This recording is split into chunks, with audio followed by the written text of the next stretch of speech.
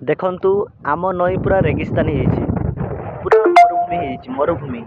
ଏଠି ପାଣିର କିଛି ବି ମାନେ ପାଣି ଅଛି ଯେ ପାଣି ଅଛି ଏଇ ସାଇଡ଼ରେ ଅଛି, ବହୁତ ଦୂରରେ ଯାଇକି ପାଣି ଅଛି। ଦେଖନ୍ତୁ କେତେ ଦୂରରେ, କେତେ ଦୂରରେ ପାଣି ଅଛି। ସେଇପଟ ଲୋକମାନଙ୍କ ପାଇଁ ସୁବିଧା ଅଛି, ସେମାନେ ଆସିବେ, ତାଙ୍କ ପାଇଁ ପାଖ ହବ। କିନ୍ତୁ ଆମେ ଯେଉଁ ଏଇପଟେ ରହୁଛେ ଦୂରରେ, ଦେଖିପାରୁଛନ୍ତି ନା କେତେ ଦୂର, ଆମକୁ ସେଇଠୁ ଚାଲି ଚାଲି ଆସିତେ ପଡ଼ିବ, ଆସିବା ଚାଲି ଚାଲି ଆସିବା, ତାପରେ ଯାଇକି ସେଠି ଯିବା। ତ ସେଇପାଇଁ ଅଧିକାଂଶ ଲୋକମାନେ ଆସନ୍ତିନି ଦୂରକୁ। ଆଉ ଜାଣିଛନ୍ତି ନା ଖରାବେଳେ ତ ବହୁତ ଜୋରରେ ବାଲି ତାତିଯାଏ, ତ ବାଲିରେ ଚାଲିବାଟା ସେତେବେଳେ ସହଜ ନୁହଁ। ତ କିଛି ଲୋକମାନେ ସକାଳୁ ସକାଳୁ ଗାଧାନ୍ତି ଆସିକି, ଆଉ କିଛି ଲୋକମାନେ ସେ ପାଖରେ, ସେ ଆମ ପାଖରେ ଅଛି, ସେଇଠି ସେ ପାଖରେ ବି ଅଛି, ପାଣି ଅଛି, ସେଇଠି ଲୋକ ଗାଧାନ୍ତି। ତ ମୁଁ ଯାଇକି ଆପଣଙ୍କୁ ଦେଖେଇଦେବି। ଆଉ ଏଇଠୁ ଚାଲି ଚାଲି ଗଲାବେଳକୁ ସେଠିକୁ ବହୁତ ସମୟ ହେବ, ସେଇଥିପାଇଁ ମୁଁ ଭିଡ଼ିଓକୁ ଷ୍ଟପ୍ କରିବି, ଆଉ ସେ ପାଖରେ ପହଞ୍ଚିଲା ସମୟରେ ମୁଁ ଦେଖେଇଦେବି। ଦେଖନ୍ତୁ ଦେଖନ୍ତୁ କେମିତି ହେଇଛି, ପୁରା କହିବାକୁ ଗଲେ ମରୁଭୂମି। କିନ୍ତୁ ମୁଁ ଚାଲି ଚାଲି ଗଲି, ସେଇ ଦୂରରେ ଯାଇକି ସେପଟେ ଯାଇ ଗାଧେଇଲି। ମୁଁ ଗାଧେଇକି ଆସିଲି ଏବେ।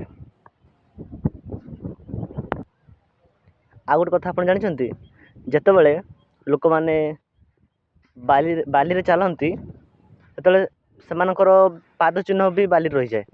ବହୁତ ଲୋକମାନେ ମାନେ ଭଲ ଲାଗେ ସେମିତି କରିବା ପାଇଁ, ଦେଖିବା ପାଇଁ। ଖାସ୍ କରି ମୋତେ ଏବେ ତ ଜଣାଯାଉନି ଠିକ୍ ସେ ଚିହ୍ନ, କିନ୍ତୁ ଏବାଟେ କିଏ ଗୁଡ଼ା ଯାଇଛନ୍ତି, ସେଇପାଇଁ ଦେଖୁନାହାନ୍ତି ଏମିତି କେମିତି ଚିହ୍ନ ହେଇଛି। କିନ୍ତୁ ଯେତେବେଳେ ସକାଳେ ଆସିବା, ସକାଳ ସମୟରେ ଆସିବା ସମୟରେ ଦେଖିବା ଯେ ପୁରା ମାନେ ପବନ ଦେଇଥିବ ରାତି ସାରା, ନା ରାତି ସାରା ପବନ ଦେଇଥିବ, ତ ବାଲିଗୁଡ଼ା ପୁରା ସମାନ ହେଇଯାଇଥିବ। ଏଇ ଯେଉଁ ଚିହ୍ନ ଦେଖୁଛନ୍ତି, ଏଇ ଚିହ୍ନ କିଛି ନଥିବ। ଆଉ ସକାଳେ ଆସିବେ, ଯେଉଁମାନେ ସକାଳୁ ସକାଳୁ ଫାଷ୍ଟ ଚାଲିବେ, ସେମାନଙ୍କର ଚପଲ ଚିହ୍ନ ସେଠି ରହିଯିବ।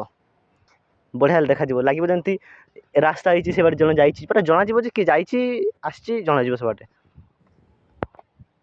ତ ଫାଇନାଲି ଆମେ ଏବେ ପହଞ୍ଚି ଯାଇଛୁ ଯେଉଁଠି ମୁଁ କହୁଥିଲି ଆପଣଙ୍କୁ ପାଖରେ ପାଣି ଅଛି, ମୁଁ ଦେଖେଇବି ଆପଣଙ୍କୁ। କିନ୍ତୁ ଦେଖିଥାନ୍ତୁ, ମୁଁ ଆସିଲି, ମୁଁ ସେଇ ଦୂର ବାଟରୁ, ସେଠୁ ମୁଁ ଚାଲି ଚାଲିକି ଆସିଲି, ଏବାଟେ ଆସିଲି, ଆଉ ଏବେ ଏଇ ପାଖରେ ପହଞ୍ଚି ଯାଇଛି। ଦେଖନ୍ତୁ ଏଇ ପାଖରେ ପାଣି ଅଛି।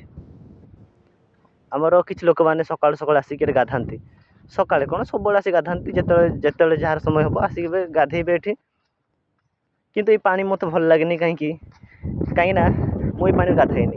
କାହିଁକିନା ଏଇ ପାଣିଟା ହେଉଛି ସ୍ଥିର ପାଣି ନା, ଏଇଟା ତ କୁଆଡ଼େ ଯିବା ଆସିବା କରିପାରୁନି। ଦେଖନ୍ତୁ ପୁରା ଏମିତି ହିଁ ରହିଛି।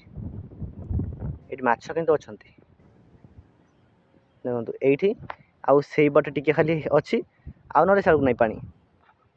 ବୁଝିପାରୁଛନ୍ତି? ସେ ଯେଉଁ ପଥର ଦେଖୁଛନ୍ତି, ସେଇଗୁଡ଼ାରେ ଆମେ ଲୁଗାଗୁଡ଼ା ସଫା କରି ଶୁଖେଇ ଦେଉ। ତ ଏଇ ପାଣିରେ ଲୋକମାନେ ଆସି ଗାଧାନ୍ତି। ମୋତେ କିନ୍ତୁ ପାଣିଟା ଟିକେ ଅପରିଷ୍କାର ଲାଗେ। ଏବେ ପିଲାମାନେ ଏଇ ପଟରୁ ପହଁରିକି ସେପାରି ଯାଉଛନ୍ତି, ସେପାରି ଆସୁଛନ୍ତି ଏପାରିକି। କାଲି ବହୁତ ପିଲାମାନେ ଆସି ଖେଳୁଥିଲେ ଏଇଠି। ତ ଏଇଟା ଥିଲା ଆମର ନଈ, ପୁରା ମରୁଭୂମି ହେଇଯାଇଛି ଏବେ। ପାଣିର ବହୁତ ଅଭାବ, ଦେଖୁଛନ୍ତି ନା କେତେ ଖରା ହେଉଛି। ପାଣି ଆଗରୁ ପାଣି ଏଇପଟେ ଯାଉଥିଲା, ପାଣି ଆଗରୁ ଏଇ ବାଟେ ଯାଉଥିଲା, ଏଇ ବାଟେ, ଏଇ କଡ଼ ବାଟେ ଯାଉଥିଲା। ସେଇ ଲୋକମାନେ ସମସ୍ତେ, ସେଇପଟେ ଲୋକମାନେ ସବୁ ଚାଲି ଚାଲି ଆସୁଥିଲେ, ଏତେ ଦୂରକୁ ଆସୁଥିଲେ। ତ ବୋଧେ ଈଶ୍ୱରଙ୍କ ଇଚ୍ଛା ଥିଲା ଯେ ଏମାନଙ୍କୁ ଅନୁଗ୍ରହ ବହୁତ କଲି, ଏମାନେ ସବୁ ବଦମାସ ଦୁଷ୍ଟ ଲୋକ ଗୁଡ଼ା, ଏବେ ସେଇପଟ ଲୋକଙ୍କୁ ଦୟା କରିବା, ତାଙ୍କ ପାଇଁ ପାଣି ଦୂର ହେଉଛି, ପାଖ କରିଦେବା। ତ ସେମାନଙ୍କ ପାଇଁ ପାଖ କରିଦେଲେ ପରମେଶ୍ୱର। ଦେଖାଯାଉ କେବେ ଆମ ଏପଟେ ମଧ୍ୟ ପାଣି ଚାଲିବ।